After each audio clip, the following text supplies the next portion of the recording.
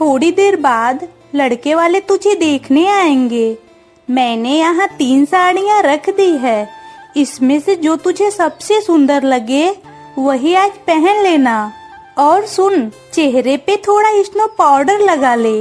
अब तक 50 लड़के वाले तुझे देखकर मुंह फेर चुके हैं। अगर इस बार भी ये मौका हाथ से निकल गया तो मैं तुझे सबक सिखाऊंगी। ये रहा बिस्तर पर साड़ियाँ रख दी है। तेरी सारी समस्याओं का बोझ तो मुझे और तेरे भाई को ही उठाना पड़ रहा है। तेरे माँ बाप तो मर गए और सारी जिम्मेदारी मेरे सिर पर डाल गए। भाभी, विश्वास करो, मेरी वजह से आप लोगों को चिंता में डालना मुझे बिल्कुल अच्छा नहीं लगता। मैं नहीं जानती कि मैंने भगवान से क्या गलती की थी कि उसने मेरी रंगत इतनी काली कर दी। मुझे इससे कोई परेशानी नहीं है, लेकिन लोगों को मेरे इस रंग से बहुत दिक्कत होती है। मुझे तो कोई पसंद ही नहीं करता। फिर भी मेरा मन कहता है कि इस बार शायद कोई न कोई मुझे जरूर पसंद कर लेंगे। तेरा वो फालतू मन हमेशा यही कहता है कि आज लड़के वाले मुझे पसंद कर लेंगे। पहले भी तूने यही कहा था, तब तो तुझे किसी ने पसंद नहीं किया। तेरे कारण मैं समाज में मुंह दिखाने लायक नहीं रही। जब सब तुझे काली काली कहते हैं, तब तू कहीं डूबकर मर क्यों नहीं जाती? फिर तो मेरी सारी परेशानी ही खत्म हो जाती। हमें और तुझे इतनी बातें भी नहीं सुननी पड़ती। भगवान की दी हुई जिंदगी बहुत कीमती है भाभी, इसलिए मैं इस जिंदगी के साथ कभी खिलवाड़ नहीं कर सकती। और माँ तो मुझे कहती थी कि मैं आसमान के चांद जैसी दिखती हूँ, लेकिन सब मुझे नापसंद क्यों करते हैं ये मैं नहीं समझ पाती। फिर भी मुझे विश्वास है कि माँ ने जो कहा था वो सही कहा था कि मैं चांद जैसी हूँ। तेरी माँ ने चांद की बात तो की थी, लेकिन जानती है कौन सा चांद? अमावस का चांद, बिल्कुल काला घोर अंधेरा। बस अब और मेरा अपमान मत करिए भाभी, मुझे बहुत दुख होता है। माँ बाप को खोने का दर्द मैं वैसे ही नहीं सह पाती। मैं तो सबको बहुत प्यार करती हूँ, फिर कोई मुझे प्यार क्यों नहीं करता? मेरी रंगत काली है तो क्या मैं इंसान नहीं हूँ? मुझे सब अलग क्यों करते हैं? क्यों?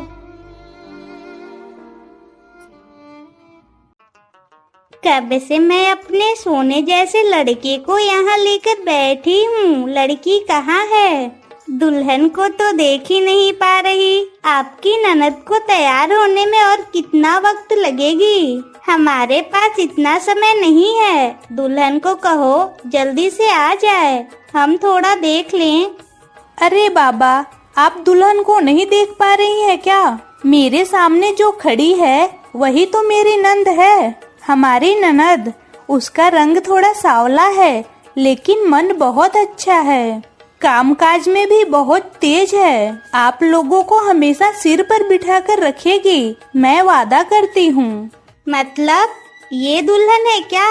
हे भगवान, कोई मुझे संभाल ले, मुझे बचाओ। ये लड़की तो बिल्कुल काली है, पतीले की कालिक से भी ज्यादा काली। इतनी देर से यहाँ खड़ी थी, मुझे तो ध्यान ही नहीं गया। अगर ये लड़की मेरे बेटे की बहू बन गई तो मैं समाज में मुंह दिखाने लायक ही नहीं रहूंगी। आप लोगों की इतनी हिम्मत है? कहा था कि लड़की का रंग थोड़ा सांवला है, लेकिन इतनी काली मैंने तो कभी सपनों में भी नहीं सोचा था। वैसे भी ये तो कालिक जैसी है और ऊपर से ये पीली साड़ी पहन ली, बिल्कुल काले कुत्ते जैसी लग रही है। छी छी छी, ऐसी लड़की को मैं अपने घर की बहू बनाऊंगी? ये मैं सोच भी नहीं सकती। अरे मौसी जी, देखो ना, इसे अपनी बहू बना लो। हमारे पास 2-3 बीघा जमीन है, उसमें से 1 बीघा आपको दे दूंगी। बस आप इसे स्वीकार कर लो। वैसे भी रूपा बहुत काम कर सकती है, सारा दिन काम करेगी, कभी शिकायत नहीं करेगी। इसे बहू बना लो मौसी जी, बहू बना लो, आप कभी नहीं ठगे जाओगे।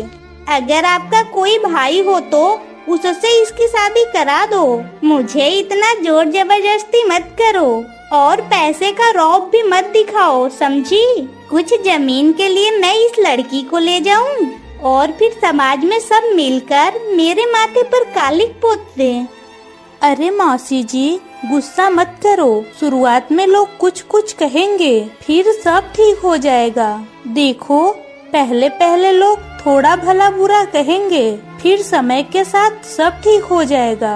आप सब थोड़ा शांत हो जाओ। मैं किसी के घर जबरदस्ती बहू बनकर नहीं जाना चाहती। इस दुनिया में शादी ही सब कुछ नहीं है। मैं शादी नहीं करना चाहती। ऐसी काली लड़की की शादी कभी नहीं हो सकती। कृपया आप लोग चले जाओ। और मुझे बहू बनाकर अपने घर ले गई तो लोग आपका मजाक उड़ाएंगे। जहाँ घर वाले ही मुझे ताने मारते हैं, वहाँ मैं पराये के घर जाऊँ? कृपया मेरा और अपमान मत करो। हाँ, अब लड़की सही रास्ते पर बात कर रही है। जब तुझे पता था कि हम तुझे देखकर पसंद नहीं करेंगे, तो तूने अपने भाई भाभी से हमें बुलवाने के लिए क्यों कहा? वैसे भी पतीला जैसी है और ऊपर से ढोंग वाली बातें। तुझे बहू बनाना तो दूर, मैं अपने घर की नौकर भी ना रखूं।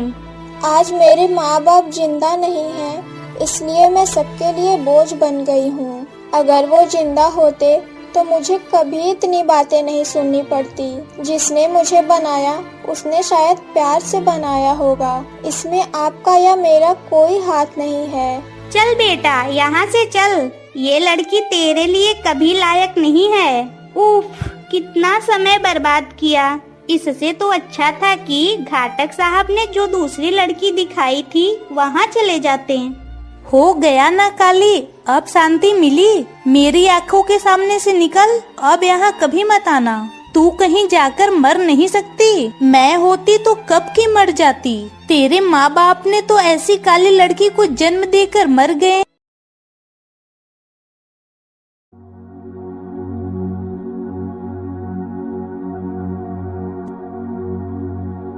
अभी को कुदाल लेकर कहाँ जा रहे हो? घर में राशन नहीं है, ये तुम्हें याद है?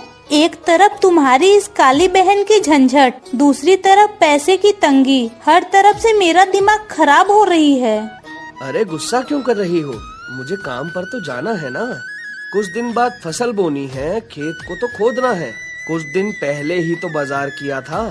सारा खाना खत्म हो गया है क्या? और रूपा की बात मुझसे बिल्कुल मत कहो। वैसे ही मेरा मूड खराब हो रहा है। नहीं जानता इस लड़की की शादी कब होगी। जब माँ बाप मर गए तो इसे साथ लेकर मर नहीं सके। घर का आधा खाना तो तुम्हारी बहन के पेट में चला जाता है। दिन में 3 बार गटागट खाती है और इधर उधर घूमती रहती है। तुम्हारी बहन कोई काम करना ही नहीं चाहती। मैं यहाँ नौकरानी बनकर आई हूँ क्या? तुम सारा दिन बाहर रहते हो। घर की सारी परेशानियाँ मुझे ही झेलनी पड़ती है। तुम क्या समझोगे दुख क्या होता है? मुझसे थोड़ा अच्छे से बात करो। अगर मैं बाहर काम न करता तो अब तक भूखे मर गए होते। काम करके 2 वक्त का खाना लाता हूँ, तभी तो तुम खा पा रही हो, वरना कहाँ से खाती। और रूपा का थोड़ा सहन कर लो। क्या करें, इसे मार तो नहीं सकते। मुझे भी ये झंझट अच्छा नहीं लगता। इसके लिए अब तक 51 लड़के वाले आकर देख चुके हैं। सबको मैंने पैसे का लालच दिखाया, लेकिन कोई इसे स्वीकार ही नहीं करता। मुझे तो लगता है इसे घर से भगा देना ही बेहतर है। इससे लोगों की बातें भी नहीं सुननी पड़ेगी और हमें हर वक्त चिंता भी नहीं करनी पड़ेगी। लोगों की बातें सुन सुनकर मेरे कान पक गए हैं। इसकी उम्र में सबकी शादी हो चुकी होती है, बस यही बाकी है। तुम्हें ठीक लगे वही करो। मेरा दिमाग मत खराब करो। तुम इसे भगा दोगी या गोद में बिठाओगी, वो तुम्हारी मर्जी है। मैं यहाँ कुछ नहीं बोलूँगा। मैं अब काम पर जा रहा हूँ, आने में थोड़ी देर होगी।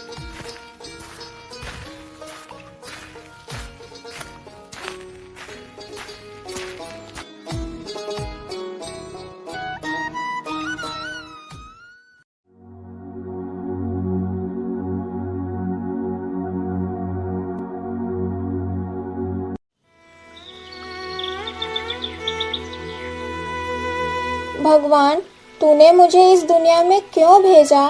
मेरे कारण भैया भाभी हर वक्त चिंता में रहते हैं। क्यों भगवान? तुम मुझे अब तक ले क्यों नहीं गए? एक के बाद एक लड़के वाले बस देखकर मुंह फेर लेते हैं। कोई मुझे सिर्फ मेरे रंग की वजह से पसंद नहीं करता।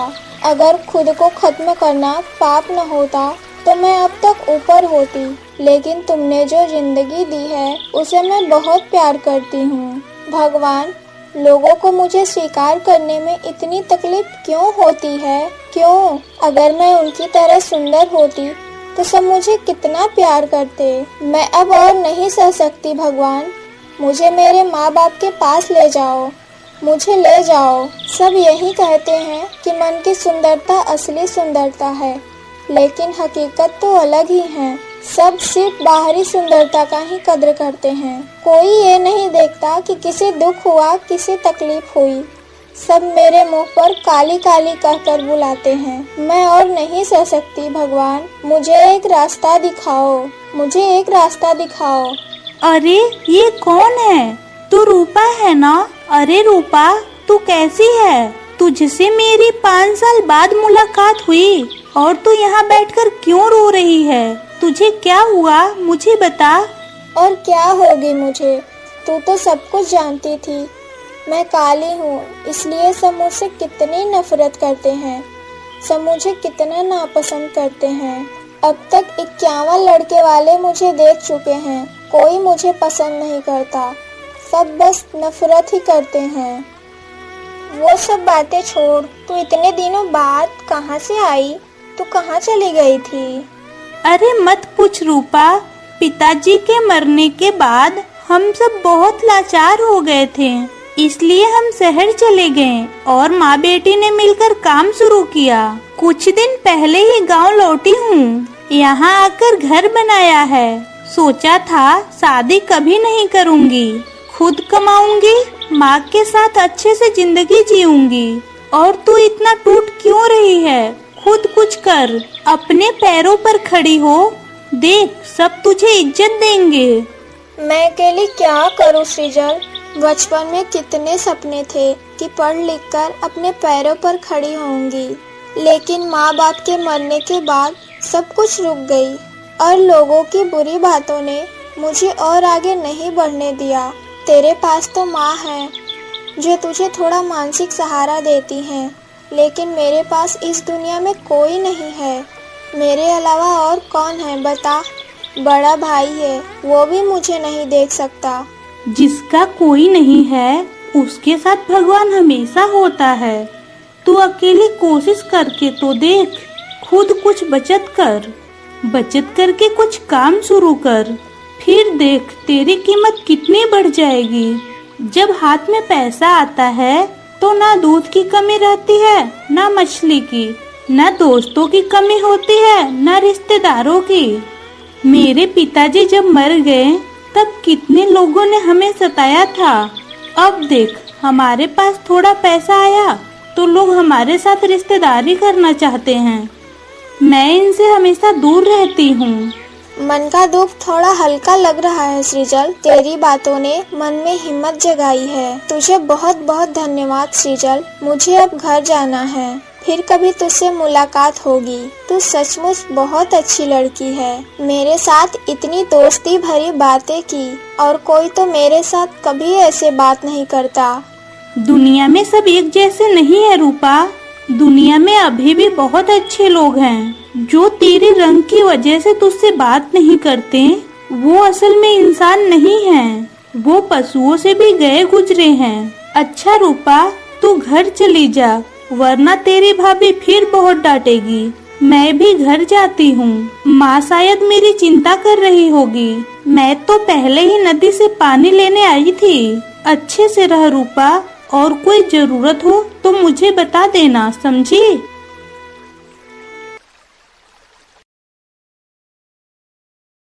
वाह रे वाह, सारा दिन नवाबजादी बनकर गांव घूमती रही और शाम को घर लौटी। तू कभी इंसान बनेगी या नहीं? चेहरा तो तेरा वैसे ही खराब है, कम से कम स्वभाव तो अच्छा कर। खाने के वक्त तो पूरा खाती है, लेकिन काम के वक्त तुझसे 2 पैसे का काम भी नहीं होता। बताओ रानी जी, मैं तुम्हारी नौकरानी हूँ क्या, जो तेरे पैरों तले पड़ी रहूं और सारा काम करूं? विश्वास करो भाभी, मुझे माँ बाप की बहुत याद आ रही थी, इसलिए नदी के किनारे जाकर थोड़ा बैठ गई थी और मैं सारा काम खत्म करके ही वहाँ गई थी। मैं अब कभी नदी के घाट नहीं जाऊंगी भाभी, इस बार मुझे माफ कर दो, मुझ पर दया करो भाभी। मेरी पुरानी दोस्त सृजल से भी मुलाकात हो गई थी, इसलिए थोड़ा देर हो गया। मैं अब कहीं नहीं जाऊंगी, हमेशा घर पर रहकर काम करूंगी। तुझे वो मौका दूंगी तब ना। सुन, आज के बाद इस घर में सिर्फ मैं राज करूंगी। तेरे जैसी गंदी लड़की का जगह कूड़े और कचरे में है। तेरे भाई यानी मेरे पति ने खुद कहा है कि तुझे आज घर से भगा दूं, इसलिए अच्छे से कह रही हूँ, 2 झापड़ खाने से पहले इस घर से निकल जा, वरना झाड़ू से पीटकर तुझे यही खत्म कर दूंगी। ये क्या कह रही हो भाभी? मैं इस घर को छोड़कर कहाँ जाऊंगी? मैं तो किसी को जानती भी नहीं हूँ। मैं कहाँ जाऊँ भाभी? मेरे साथ ये अन्याय मत करो, मुझे इस घर में रहने दो। इस घर में मेरे माँ बाप की कितनी यादें जुड़ी हैं। मैं आप लोगों को छोड़कर कहीं नहीं जाना चाहती। अच्छा, इस घर को छोड़कर नहीं जाएगी? रुक, झाड़ू लाकर तेरी जान निकाल देती हूँ। काली कलूटी, यहाँ से निकल। मालकिन, मैंने आपकी बहुत तारीफ सुन रखी है। लोग कहते हैं कि आप बहुत दयालु हो। मैं एक अनाथ लड़की हूँ मालकिन। मेरा इस दुनिया में माँ बाप कोई नहीं है। एक भाई था, उसने भी अपनी पत्नी को इजाजत दे दी है कि मुझे घर से निकाल दे। मेरा बस एक ही दोष है कि मैं काली क्यों हूँ। आपके पैर पड़ती हूँ मालकिन, मुझे यहाँ कोई काम दे दो। मैं कम तनख्वाह में भी बहुत काम करूँगी। मुझे दया करके एक काम दे दो, वरना मैं भूख से मर जाऊंगी। अरे बेटी, इतना मत सोच और रोना बंद कर। तेरी बातें सुनकर मेरा दिल कांप रहा है। बेटी, तू काली है तो क्या तू इंसान नहीं है? बाकी लोग जैसे सामान्य है, तू भी तो वैसे ही सामान्य है।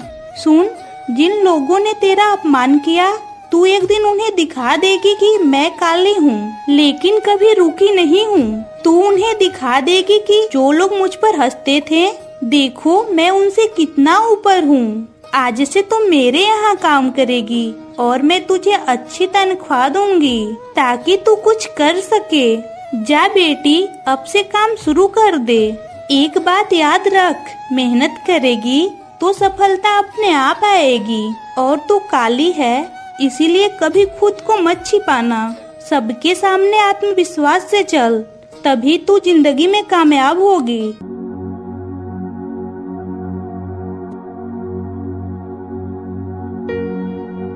मुझे अच्छा कपड़ा दे। बहुत अच्छा। ये कपड़ा बहुत बढ़िया था। कृपया आप सब शांत रहें। मैं एक एक करके सबको अच्छे कपड़े दिखा रही हूँ। आप लोग मेरी दुकान के कपड़े पसंद कर रहे हो, इससे मुझे सचमुच खुशी हो रही है। अब से मैं अपनी दुकान में और भी अच्छे कपड़े लाऊंगी, तब मैं सबको खबर भेजूंगी।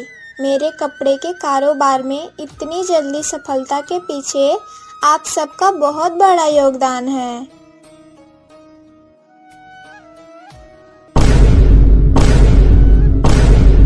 अरे, तू हमारी रूपा है ना? तू यहाँ क्या कर रही है? गांव में सब कह रहे थे कि हमारे गांव के बड़े बाजार में एक बहुत अच्छी और महंगी कपड़े की दुकान खुल गई है। वही सुनकर हम दोनों कपड़े खरीदने आए हैं। लेकिन तू इस दुकान में क्या कर रही है? क्या तू यहाँ किसी के लिए काम कर रही है? क्या तू यहाँ कर्मचारी है? नहीं, मैं यहाँ कोई कर्मचारी नहीं हूँ। इस दुकान की मालिक मैं खुद हूँ। ऊपर के बिल बोर्ड पर मेरा नाम साफ लिखा है, तो ये किसी और की दुकान कैसे हो सकती है? बताओ, आपको कौन सा कपड़ा दिखाऊं? रेशमी साड़ी या बनारसी? मेरी दुकान में हर तरह के कपड़े मिलेंगे। मुझे माफ कर दे बहन, मुझे माफ कर दे। मैंने बहुत बड़ी गलती कर दी। तुझे घर से निकाल कर मैंने बहुत गलत किया। मैं अब कभी तेरे सामने आंख उठाकर बात नहीं करूँगा। इस बार मुझे माफ कर दे। तेरा रंग काला था इसलिए मैंने तुझे घर से निकाल दिया था। अब तेरा रुतबा इतना ऊंचा है कि तू हमें 10 बार खरीद कर 10 बार बेच सकती है। हा हा हा हा, कौन सी बहन और किसे माफ करने की बात कर रहे हो? सुनो, एक बात कहती हूँ, जो लोग अब मेरे साथ रिश्तेदारी करना चाहते हैं वो मेरे लिए नहीं, मेरे पैसे के पीछे हैं। और जिस दिन मैं उस घर से निकली थी उसी दिन मैंने कसम खाई थी कि जैसे मैं अनाथ हूँ वैसे ही जिंदगी भर अनाथ ही रहूंगी। मेरा कोई नहीं है, न भाई न माँ बाप, कोई नहीं। मेरे लिए सब मर चुके हैं। जिन्होंने मेरे साथ जिंदगी भर अन्याय किया, मेरी लाचारी का मजाक उड़ाया, मेरे रंग पर ताने मारे, उन्हें मैं कभी माफ नहीं करूंगी। मैं सिर्फ अपने मर चुके माँ बाप से प्यार करती हूँ और किसी से नहीं। उनके साथ रहना तो दूर की बात है। रूपा, मैं सच कहती हूँ, मुझे माफ कर दे। अब से मैं तुझे अपनी बहन की तरह रखूंगी। कभी कोई काम नहीं करने दूंगी, कभी कोई कड़वी बात नहीं कहूँगी। हमसे नाराज मत हो बहन, हमारे साथ घर चल, हम सब मिलकर एक साथ रहेंगे। जब मैं महीनों सालों तक घर से बाहर थी तब आपका प्यार कहाँ था? तब तो किसी ने मुझे नहीं खोजा। अब आए हो प्यार दिखाने। मेरे पैसे और मेरी शान देखकर आपका लालच जगा है। मैं सब समझ रही हूँ। अब आप लोग जा सकते हो। मेरी दुकान में अब ग्राहक आएंगे। मेरी दुकान के सामने मैं आपको फिर कभी न देखूं, कभी नहीं।